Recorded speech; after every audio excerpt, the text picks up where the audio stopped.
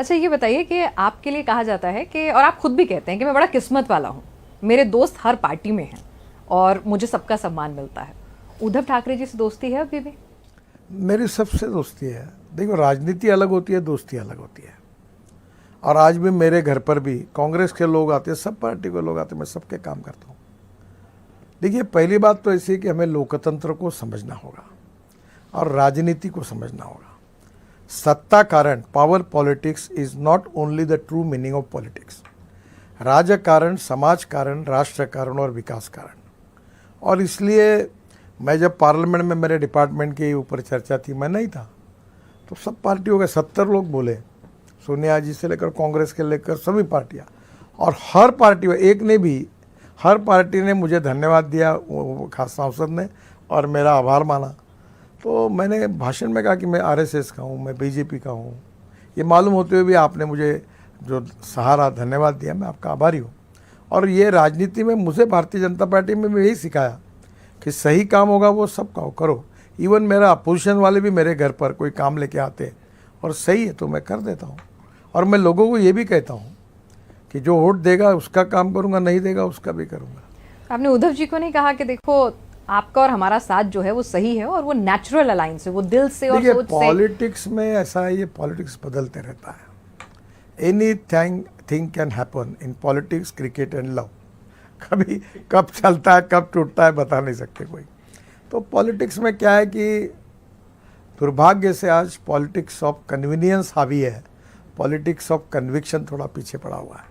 बाला साहब ठाकरे जी के समय हिंदुत्व की बात को लेकर भाजपा शिवसेना की अलायंस हुई थी, और वो बाला साहब हमारे नेता थे। बाला साहब का जगह आज भी मेरे दिल में है, मैं उनको चाहता हूँ। और पर क्या है, मैं हर चीज़ को राजनीति से नहीं जोड़ता। आपको लगता है कि उद्धव जी ने बाला साहब की जो सोच है, जो उनकी आइडियोलॉजी थी, उससे कॉम्प्रोमाइज़ कर लिया है, जैसा उन पर आरोप लग रहे हैं? देखिए, एक बात तो सही है कि अब अबू आज़मी शिवसेना को सपोर्ट करेगा और कांग्रेस पार्टी के, तो दोनों के विचारों में तो मतभिन्नता है बहुत। अब सावरकर जी के बारे में राहुल गांधी क्या कहते हैं और उद्धव ठाकरे क्या कहते हैं, तो फर्क है। पर politics A game of compulsion, limitation and contradictions, तो अपने आप में बदलते रहता है।